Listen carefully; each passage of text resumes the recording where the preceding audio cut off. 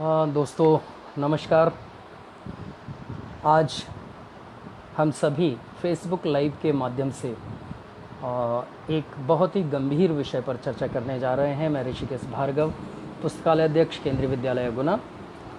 और आज की जो युवा पीढ़ी है वह और हम सभी मिलकर इस समस्या के समाधान को आज तलाशने का एक प्रयास करेंगे। साथियों, कुछ दिन पहले मैंने एक कविता लिखी थी और आज मैं समझता हूँ कि उसका लिखना सार्थक है। वो 2 पंक्तियों से मैं इस आज के सत्र की शुरुआत कर रहा हूँ। उन पंक्तियों में कुछ इस तरह से इस समस्या के बारे में बताया कि आज का जीवन इतना दूषित जितना धो मैल कढ़े। आज का जीवन इतना दूषित जितना धो मैल कढ़े, कहे ऋषि मन जग से भैया अब तो इसका हल करे। नभ में छाई काली घटा, नभ में छाई काली घटा, और ज़मीं है परतें धरती पर, रात दिन 2 सीटर चलते, घर में पॉलीथीन सड़े, घर में पॉलीथीन सड़े, कहे ऋषि मन जग से भैया अब तो इसका हल करे। जी हाँ दोस्तों, आज हम इसी समस्या के ऊपर एक सत्र का आयोजन यहाँ कर रहे हैं। इस सत्र को सुनने वाले जितने भी हमारे साथीगण इस सत्र में जुड़ रहे हैं और आगे भी जुड़ेंगे, उन सभी का मैं हृदय से धन्यवाद ज्ञापित करता हूं, उनका आभार व्यक्त करता हूं कि वो इस गंभीर विषय के सत्र में अपना अमूल्य समय देंगे, अपने लिए, अपने आने वाली पीढ़ी के लिए, अपनी इस पृथ्वी के अस्तित्व को बचाए रखने के लिए। तो दोस्तों, हम सबसे पहले बात करते हैं आज की जो सबसे बड़ी विकट समस्या है वह है प्रदूषण की।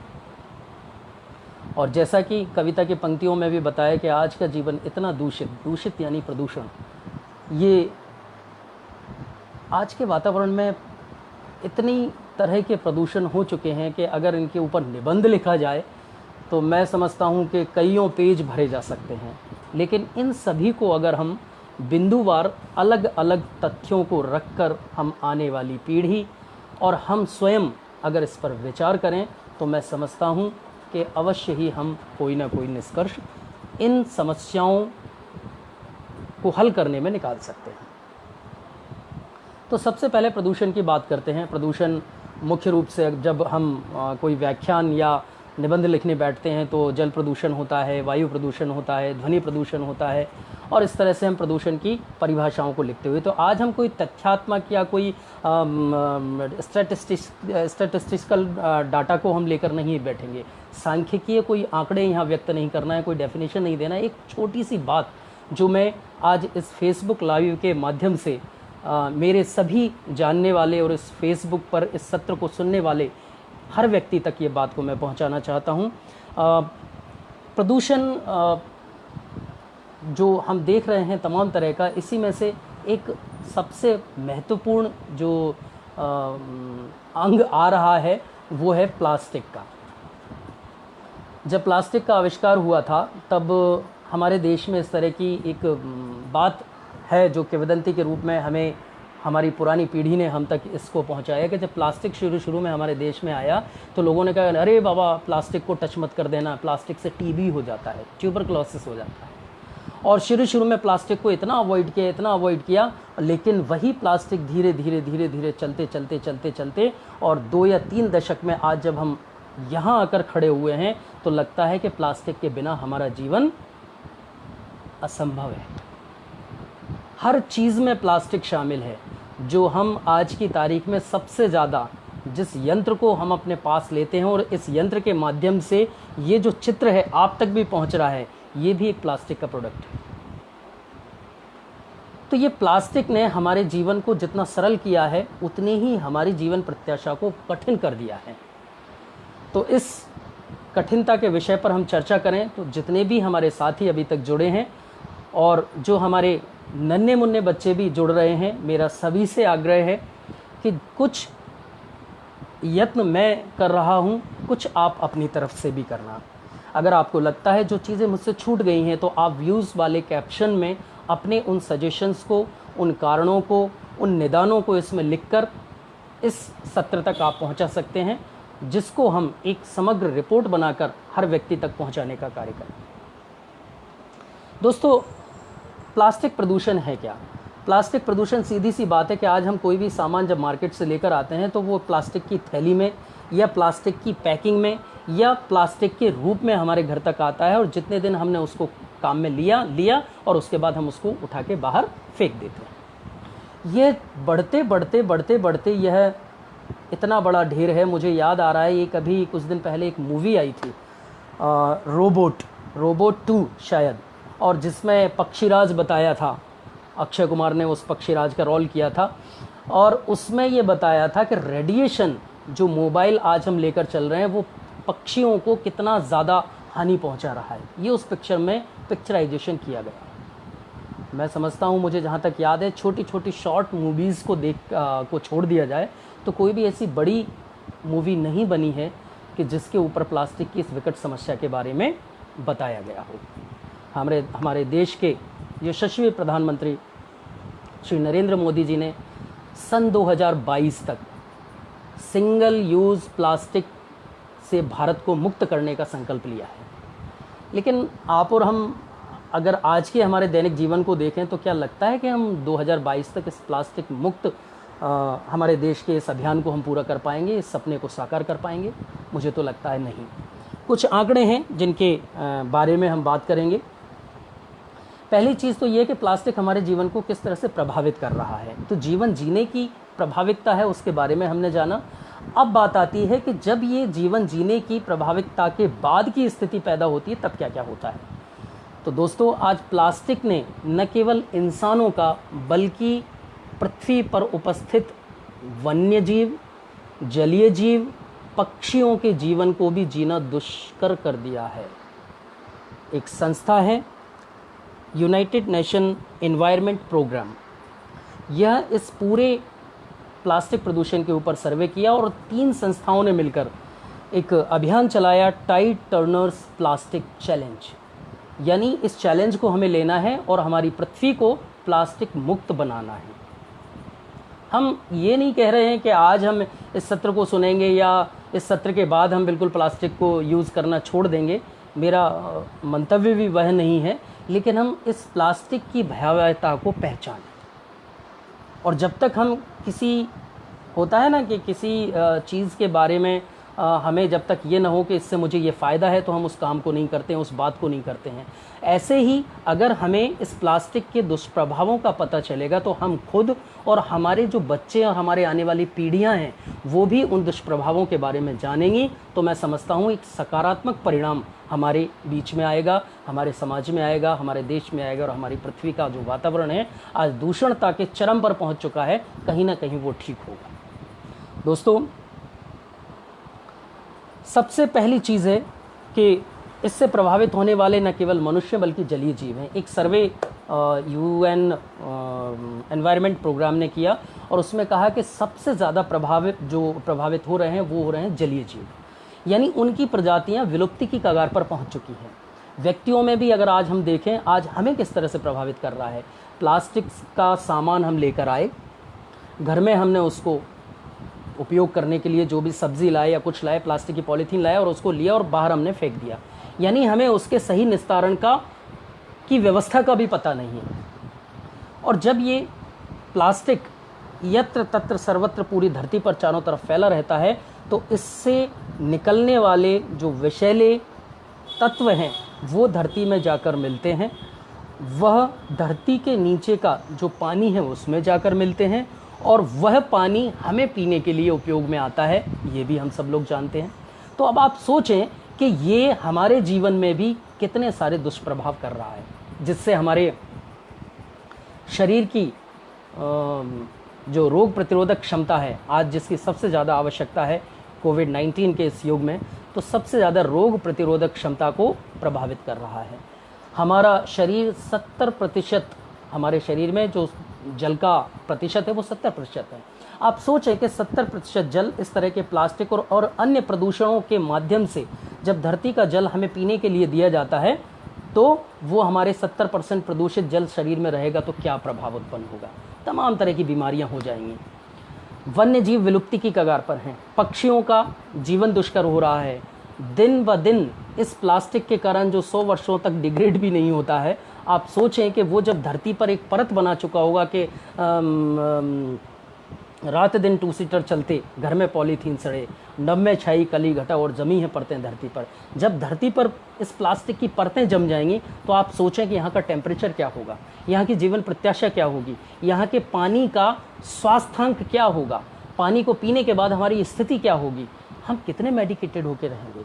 और कहीं ऐसा ना हो कि हमारी ये छोटी छोटी सी की हुई गलतियां या छोटी छोटी सी की हुई लापरवाही आने वाली पीढ़ी के लिए इतनी बड़ी समस्या खड़ी कर जाए कि वो जो आने वाली पीढ़ी है वो हमें दोष दे कि शायद वक्त पर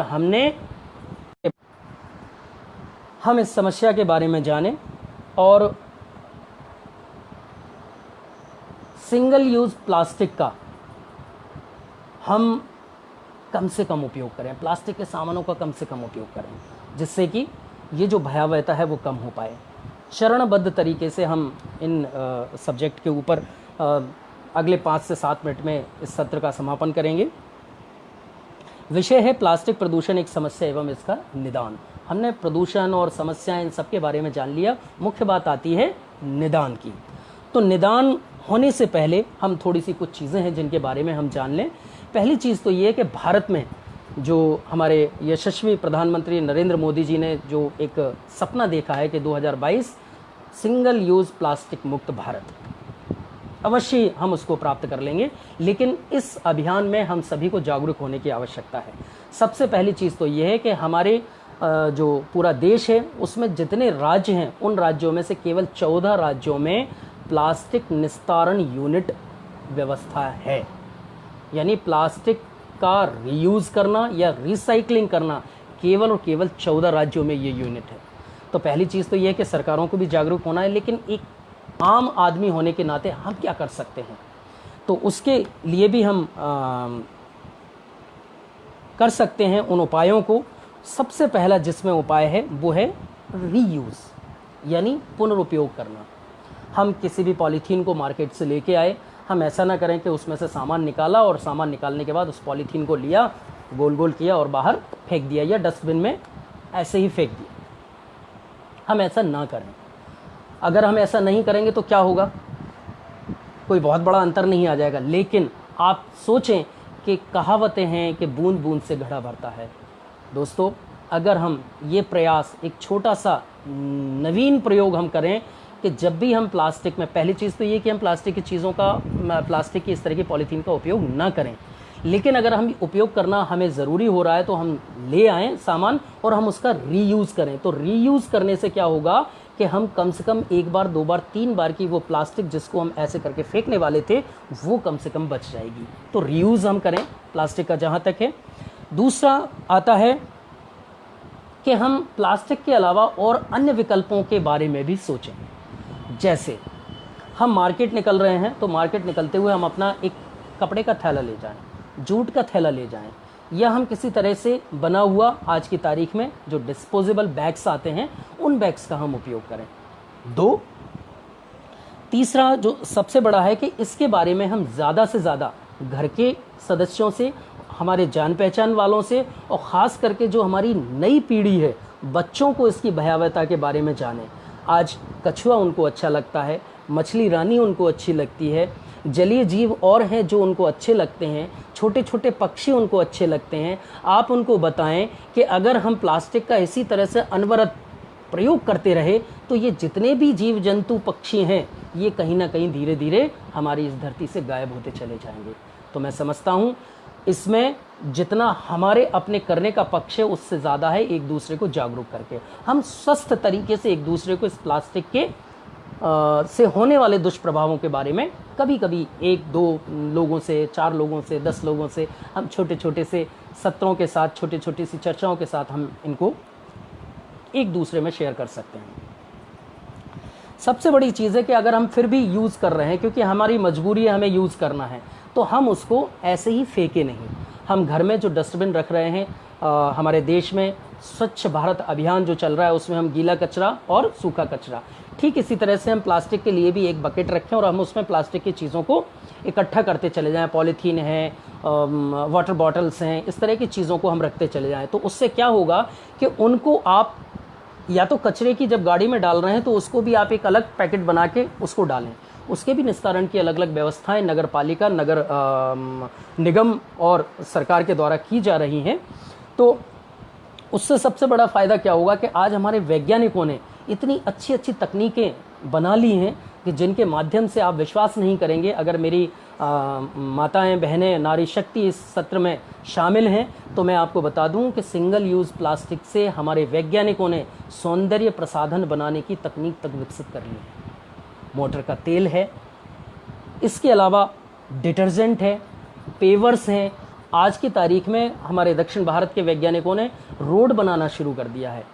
अभी एक सत्र था जिसमें मैं वेबिनार हुआ था, ऑनलाइन वेबिनार में मैं शामिल हुआ, तो वहाँ वैज्ञानिक बता रहे थे कि हमने अपने कैंपस में ही पूरी की पूरी जो रोड है वो सिंगल यूज़ प्लास्टिक के रिसाइकलिंग के ज़रिए एक नया प्रोडक्ट बनाया और उसके ज़रिए हमने उसको रोड को बना दी। तो हम इसके बारे में थोड़े से अवेयर हों और जानें, और जानने के साथ साथ इन चीज़ों को हम मानें।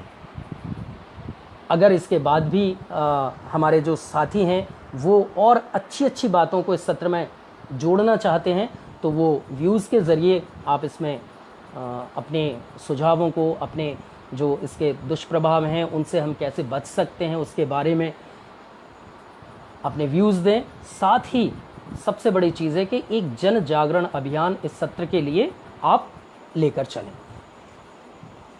तो दोस्तों, इस अभियान को इस लॉकडाउन के अभी समय में मैं भी, ऐसा नहीं है कि बहुत कुछ मैंने किया हो, मैं भी इसमें दोषी हूँ। प्लास्टिक का हम भी यूज़ करते हैं, हम सभी मिलकर करते हैं। लेकिन अभी जब ऑनलाइन एक इस संस्था को मैंने देखा, यूनाइटेड नेशन एनवायरमेंटल प्रोग्राम, तो इसमें एक चैलेंज आया हुआ था। उस चैलेंज को जब देखा तो 3 संस्थाएं हैं, इन 3 संस्थाओं ने मिलकर इस तरह का ये पुनीत कार्य शुरू किया हुआ है। United Nation Environment Programme, Clean Seas, और तीसरा है the Young Leaders Plastic Challenge. इन तीनों ने मिलकर एक अभियान लिया है, टाइड टर्नर्स प्लास्टिक चैलेंज। इस चैलेंज में मैं भी शामिल हुआ हूँ। मैं सभी से आग्रह करता हूँ, सभी से अनुरोध करता हूँ कि हम इस तरह के पुनीत अभियानों में शामिल हों और हमारी आने वाली पीढ़ी, हमारी पृथ्वी, जीव जंतु, इन सभी के एक स्वर्णिम और प्रदूषण मुक्त जीवन का हम संकल्प लें। इस तरह के अभियान में, जन जागरणों में हम शामिल हों और ज़्यादा से ज़्यादा हम आने वाली पीढ़ी, जो नव पीढ़ी है, नौनिहाल हैं, उनको इसके बारे में बताएं। आप सभी ने इस सत्र को बड़े धैर्यपूर्वक सुना, आप इस सत्र में शामिल रहे, इसके लिए मैं आपका हृदय से आभार व्यक्त करता हूं।